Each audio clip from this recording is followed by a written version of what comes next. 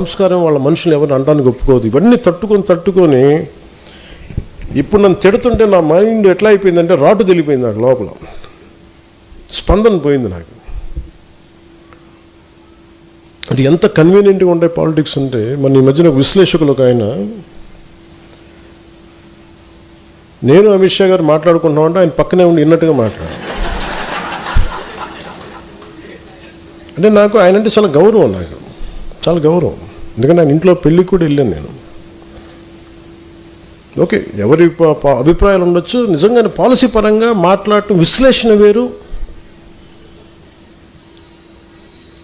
Hearsay అనేది విశ్లేషకులు మాట్లాడకూడదు. ఇప్పుడు పలానోళ్ళు చెప్పారు, నాకు అథారిటీ వాళ్ళు ఎవరు చెప్పలేరు.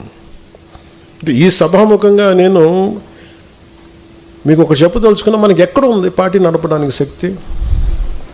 టీవీ ఛానల్స్ ఉన్నాయా మనకి? కనీసం మనకున్న సోషల్ మీడియా హ్యాండిల్స్ అన్నీ, నాకు ఏదైనా కష్టం వస్తే అందరూ ఏకాభిప్రాయం మీద ఉంటారా? తమిళనాడులో ఒక హీరో సినిమా చూడాలి అని అంటే అతని అభిమానులందరూ ఏకతాటిపోయినంటే అతను సీఎం అయిపోయాడు. ఇక్కడ మన అభిమానులందరూ సినిమా పరంగా ఇష్టపడతారేమో కానీ పాలిటిక్స్ రాగానే కులం వచ్చేసింది. బయట కులానికి విడిపోయారు, కొంతమంది పార్టీలుగా విడిపోయారు.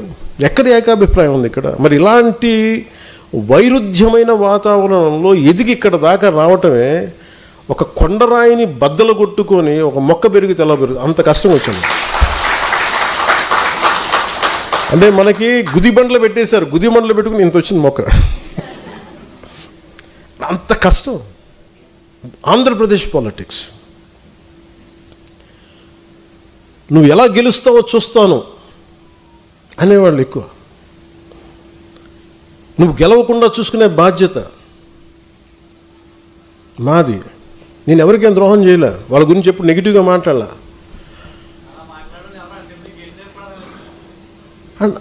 అండ్ నాకు ఆశ్చర్యంగా ఉంటుంది. నేను వాళ్ళకి ఏదైనా ద్రోహం చేసి ఒక మాట అని ఉంటే అనుకోవచ్చు. వృత్తి పుణ్యానికి నా మీద మనిషి నాకు ఏదో కులంలో పుట్టి తీరాలి కదా, అబ్బా చాయిస్ ఎక్కడ ఉంటుంది? అలాంటిది కూర్చోబెట్టి మొన్న ఈ మధ్యన కూడా ఏదో చూస్తున్నాను.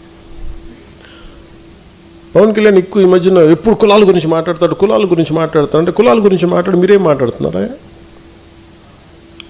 కులం అనేది ఒక సామాజిక సత్యం, ఇట్స్ డామ్ సోషల్ ఫ్యాక్ట్. అది సత్యం, అందుకే దాన్ని ఏం చేయలేదు. దానికి మీరు ఓట్లు వేసేటప్పుడు ఈ వార్డులో ఏ కులం ఉంటుందని మీరు అడగరా? నేను అది అందరిలా కాకుండా నేను ఓపెన్గా చెప్తాను అంతే.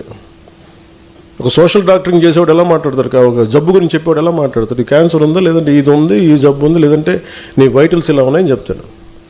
అలాగే నేను మాట్లాడేటప్పుడు కాస్ట్ గురించి చాలా సింపుల్గా చెప్తాను, ఇబ్బంది లేకుండా చెప్తాను. ఎందుకంటే నా లోపల నా కులం అనే భావన లేదు, మన మనుషులు అనే భావన ఉంది నాకు. మొన్నదాకా మాట్లాడిన వాళ్ళందరూ ఇప్పుడు నువ్వేం చేసావు నీ కులానికి మాట్లాడుతూ ఉంటారు. నేను ఎప్పుడన్నా కుల నాయకుడు నేను చెప్పాను అసలు? ఎప్పుడన్నా నేను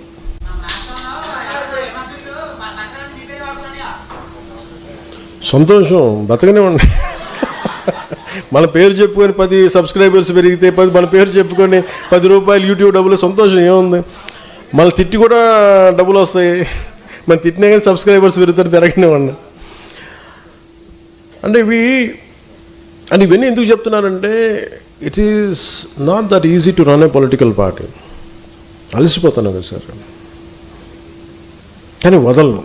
అది కూడా ఉంది నాకు. అలా వదలను కాబట్టి ప్రధానమంత్రి గారు నన్ను చూసి ఇష్టపడుతున్నాను.